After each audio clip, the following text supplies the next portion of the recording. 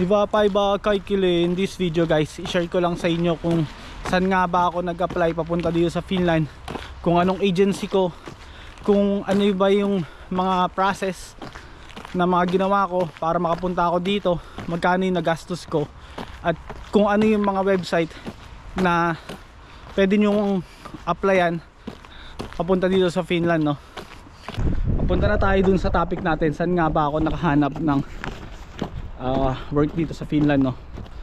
Unang-una yung nakahanap po ako dun sa website ng DMW, Department of Migrant Workers. I-check nyo po yung website na yon. Meron po dun job search. So makikita nyo dun, search nyo na lang yung cleaner na keyword, and then lalabas na dun yung country, yung cleaner, ilan nga ba yung i-hire nila, kung anong agency, yun yung po yung lalabas doon, no? So i-message nyo na, kung may makita kayo doon, i-search nyo na lang kung anong agency yung nandoon, and then dun po kayo mag-apply. So yun nga pala guys, no, nag-check ako dun sa DMW kung meron na nga bang hiring ng mga agency dito papunta sa Finland, pero yung pagka-check ko, wala pa silang mga nakapost ng agency ng mga hiring papunta dito sa Finland. So siguro maghintay-hintay lang muna tayo, siguro kasi pinaprocess pa yung mga documents ng mga agency, siyempre bago pa lang. So tsaka baka in-expect nila na sobrang dami yung mag-a-apply, mga applicants papunta dito sa Finland. So maghintay-hintay na lang tayo saglit. Pero kung may mga gusto na mag-apply, meron din akong sa ibang bansa, may mga nakita rin akong mga job offer dun sa dito sa Europe, na Croatia, Czech Republic, sa Poland, meron din sa Japan. So i-check na lang din dun sa DMW habang wala pa yung mga agency na nag-hire papunta dito sa Finland. So hintay-hintay na lang tayo, no guys, and then dun po kayo mag-apply. Kung matawagan na po kayo ng agency at okay na po, ito po yung mga tagdaanan ko para makapunta ako dito sa Finland, no? So unang-una, hinanapan nila ako ng NC2 TESDA certificate.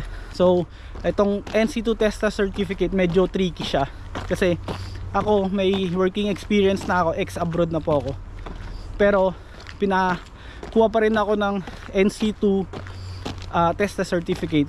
Pag may experience naman kayo, parang i-evaluate na lang kayo kung alam nyo nga ba yung trabaho ng housekeeping, parang ganon.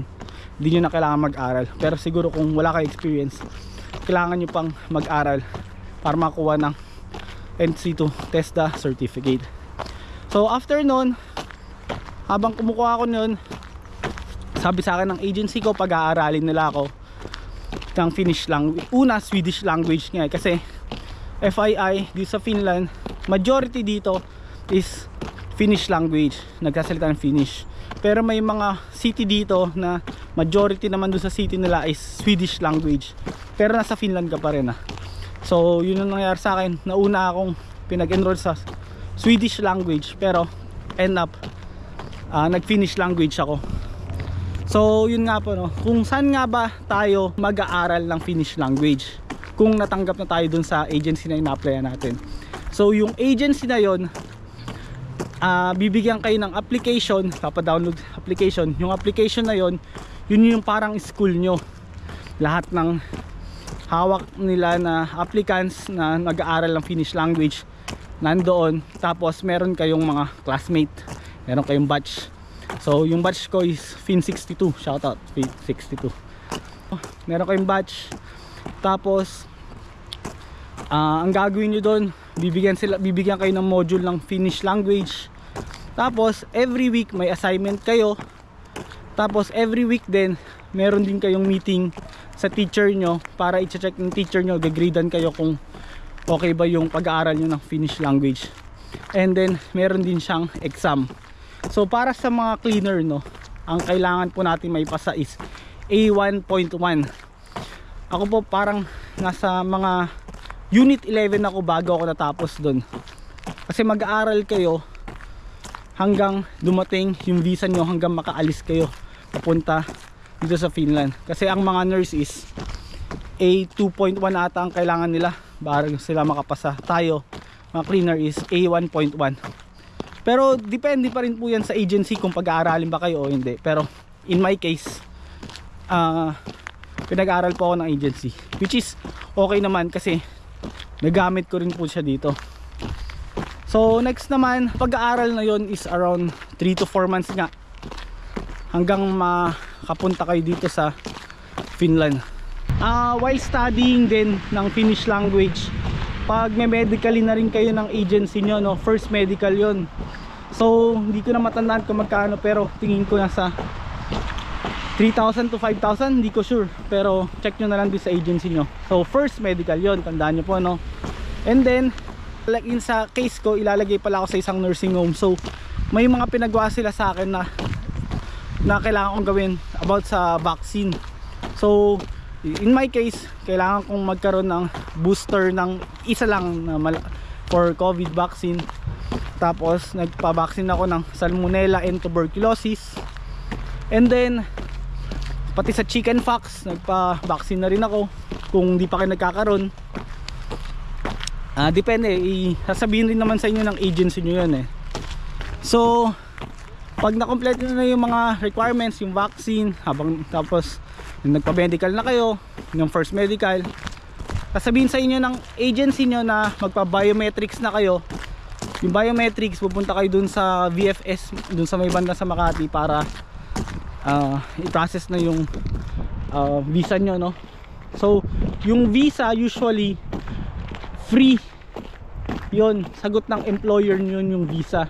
Pero yung logistics, yung card, yung visa card nyo, yung RP card nyo, yun yung babayaran nyo.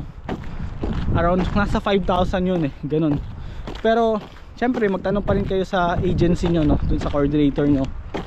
And then pagkatapos ng visa nyo, pag okay na yun, nakuha nyo na yung RP card nyo, magpapa-medical ulit kayo for the second time. So pag okay na yung medical nyo, isa pang step ang gagawin nyo is magpipidos na kayo. Pag nakapagpidos na kayo, yan, medyo okay na yan, ganyan, malapit na kayong umalis. Tapos nyon, magbabayad kayo ng airplane ticket. So sorry pala, no, yung sa nauna ko, yung pag na-interview na kayo nung una at tatanggap kayo, pagdadownin pala kayo ng agency nyo dun sa parang airplane ticket or placement fee or kung ano man yon. Ang sa akin kasi nag-down ako parang nasa 25,000 ata yun. Yun yung first payment ko. And then yung the rest, babayaran nyo na lang pag paalis na kayo ng Finland. So bali ang mga nagastos ko sa airplane ticket or placement fee, kung ano man yung tawag nila, is around 79,000. Tapos ang nangyari pa sa akin, umalis ako ng Pilipinas is around December na, so nagmahal yung ticket. So yung 79,000 na yun, nadagdagan pa ng 11,000 kasi nga nagmahal na yung ticket. So kailangan nyo ring maghanda about dun sa pera nyo, about sa mga ganyang gastusin din. Siyempre yung mga gastusin din ng pag maalis kayo, pamasahin nyo, panggas nyo, pangkain nyo, diba? Hindi yung sa mga expenses. Isa pang magagastos nyo, kunyari paalis na kayo, ang kailangan yung pera sasuggest sa inyo ng agency nyo is around 1 euro na pocket money. Pero sa akin ang nadala ko lang yun is around 800 euro eh. Pero kung may pera kayo, kung kaya nyo ganun, 1,000 euro, pero 800 euro it's enough na para sa akin. Tapos magdala na lang kayo ng maraming grocery nyo para makatipid kayo pag nandito kayo ng first month nyo sa Finland. So okay na, di ba? Nakapaalis na kayo. Yung mga papers nyo, documents nyo, kukunin nyo yan sa office ng agency nyo or bibigay sa inyo ng coordinator nyo. And then pag nakabili na kayong ticket, yung araw na ng pagpaalis na kayo papuntang Finland, usually by pair yan. Tapos yung counterpart ng agency nyo sa Pilipinas, kasi dito sa Finland hahanapan kayo ng usually malapit sa workplace nyo, kasi alam nila na mahirap mag-commute, lalo na pag dito kayo sa province. Pero pag sa city, wala akong idea. Search nyo na lang yung mga vlogger na nasa city para medyo accurate, di ba? So yun, pag nandito na kayo sa Finland, yun, doon na mag-i-start yung journey nyo as a cleaner. So naniniwala naman ako na ang mga Pilipino kayang dumiskarte yan kahit medyo short yung budget. Pero galingan nyo na, ang advice ko sa inyo is galingan nyo na lang sa pagtatrabaho nyo, mag-aaral kayo ng Finnish language, makisama kayo sa mga Pilipino na pwedeng tumulong sa inyo para, or mag-guide para makabisado nyo yung galawan dito sa Finland, no? At sa mga Finnish din at sa mga ibang lahi, makasama tayo ng maayos at magtrabaho tayo ng maayos para maging good record tayo dito sa Finland, no? Kasi yun nga, no, parang yung mga Finnish dito, mas gusto nila na kumuha ng mga Pilipino kasi good record tayo dito, magaganda yung mga feedback about sa pagtatrabaho natin, no? So yun nga guys, no, sabihin ko naman sa inyo yung mga agency, mga website na pwede nyo applyan dito sa Finland kung hindi kayo manggagaling sa Pilipinas. Or kung manggagaling naman kayo, itry nyo na lang din, baka swertihin kayo na mag-direct hire kayo, no? Unang una is Duuntori,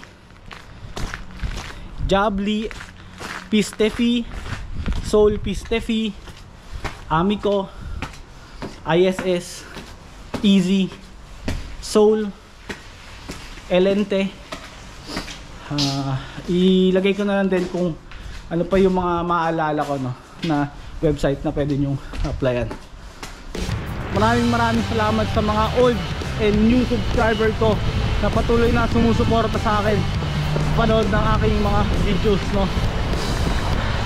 Mabuhay kayo lahat at hopefully makakuha kayo ng work dito sa Finland. Thank you for watching and see you on the next video. Nahadan moy moy.